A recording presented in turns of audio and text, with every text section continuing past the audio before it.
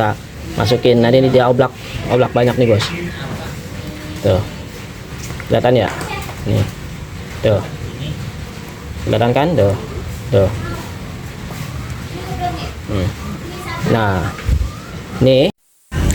Oke bos, ini motor udah sampai nih, kita lagi ngecek ya. Ini tadi saya bawa jalan, dia suaranya udah kemericik di bagian depan ya bos.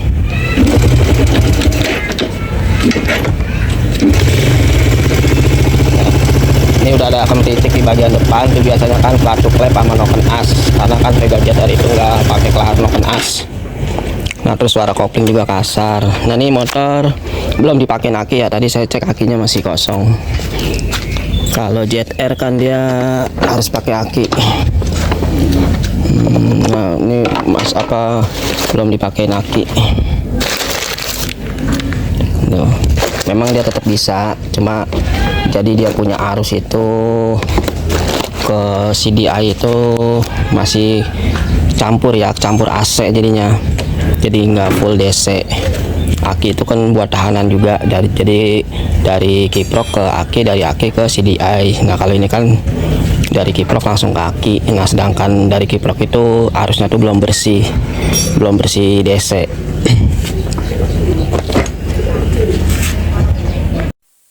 Oke bos, ini lagi proses pengecekan. Nah ini untuk pengecekan pertama sih ya sama kayak kemarin ya, yang saya rasain emang mesinnya udah nggak enak.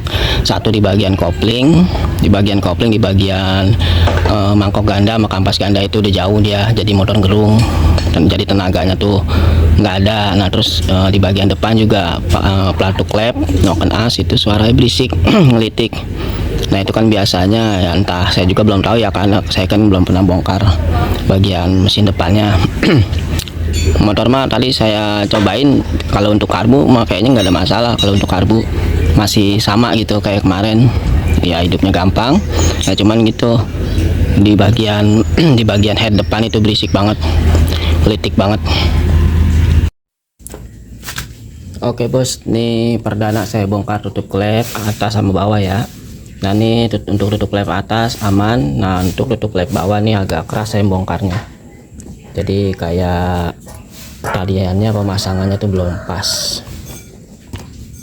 Nah ini kondisi oli. Nah olinya naik, cuma dia banyak gram-gram ya. Ini kita cek ya, dari sini kan kita bisa ngebaca kondisi mesin tuh.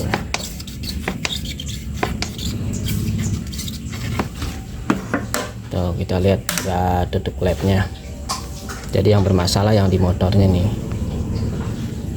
Nah ini tadinya pemasangannya belum pas, nggak tahu gimana ini masangnya tuh, dia agak keras.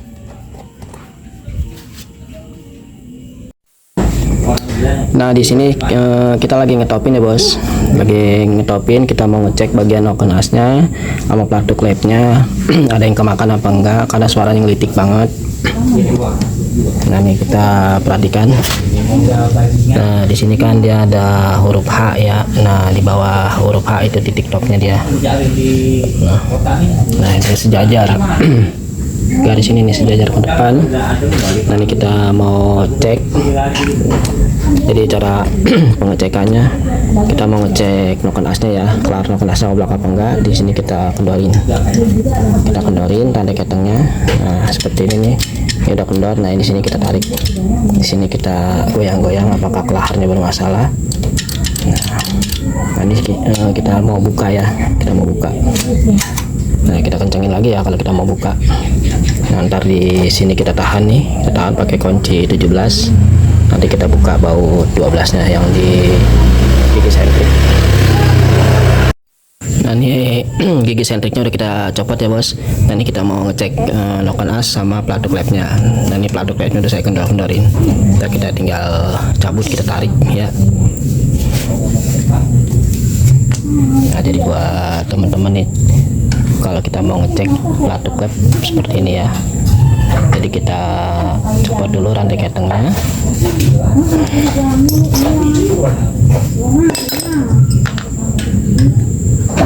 Nah gampang ya. Nah di sini kita mau ngecek pelatuk klepnya. di sini dia sudah ini ya, sudah menggunakan kelahar, udah dipakai kelahar. Oh, kelahar no kena dalamnya kemerusuk ini. Oh, kayaknya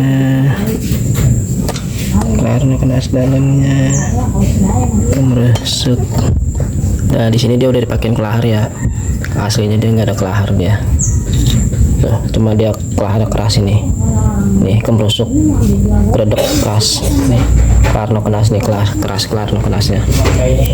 Terus untuk pelatuk klep, nah kita bisa rasain dari sini ya, dia kemakan apa enggak. Oh, kemakan nih pelatuk klepnya. Kemakan tuh.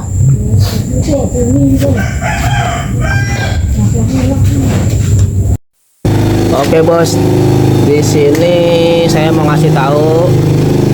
Nah, jadi penyakitnya ada di noken as, nih noken as. Nah, ini noken as kepunyaan si bos ya, yang tadi saya bongkar. Ini kelahar luarnya, nah kelahar dalamnya nempel di motor. Nah, di sini kita cek menggunakan kelahar yang baru. Nah, jadi ini noken asnya bermasalah. Jadi kan aslinya Pega ZR itu dia aslinya nggak ada kelahar dalam ya. Nah, jadi udah pernah dirubah, dipakein kelahar, tapi noken asnya nggak diganti.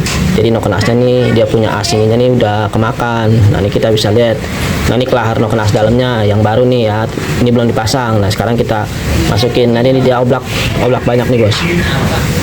Tuh, kelihatan ya? Nih, tuh, kelihatan kan? Tuh. Nah, nih saya ada noken as ya, noken as copotan nih, kita cek ya buat ngetes doang ya, tuh. Nah, ini kita copot kelaharnya. Nah, ini kita pindahin ke sini. Ini noken as yang asnya nggak kemakan nih ya. Nih kita masukin tuh. Nih sampai masuk. Tuh, dia nggak ada apa namanya, nggak ada oblak ya, kelihatan ya tuh, ini belum masuk semua.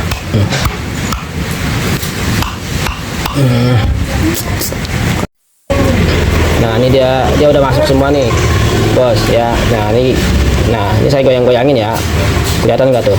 Nih tuh, oblak nggak? Kelihatan renggang nggak kan? Nah, paling nanti yang diganti noken as, kelahar dalam tuh, kelahar dalam sama kelahar luar, terus sama baut setelan klep. Nah, jadi nanti saya nggak bongkar mesin ya, kita ganti dari luar. Nah, ini noken as yang si bos nih, yang tadi nih ya, nih kita masukin nih, dia langsung tuh, kelihatan ya tuh, jauh ya oblaknya ya. Nah tuh, ini udah masuk full ya tuh ya, tuh. Nah, untuk noken as yang ini, nah yang tidak bermasalah tuh. Nah, ini kita masukin ya tuh. Tuh, kelihatan nggak oblak kan? Tuh. Oke bos, di sini kita mau bongkar bagian head depannya ya. Karena apa, pergantian lahar noken asnya dia susah. Kalau head depannya nggak dibuka, lagi itu sekalian kita ngecek bagian payung klep. Nah, ini saya kan baru pertama bongkar ya. Nah, ini kalau dilihat dari umur kuningannya nih sampai pada meletet nih umur kuningannya, berarti kan dia ngencenginya terlalu berlebihan. Nah, biasanya untuk pengencangan yang terlalu berlebihan bisa suka dol di area sini nih, rumah bau tusuk satenya. Nah, ini kita lihat, ini kelihatan dia sampai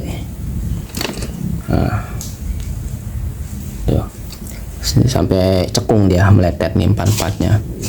Ya mudah-mudahan sih nggak ini ya, nggak selek so.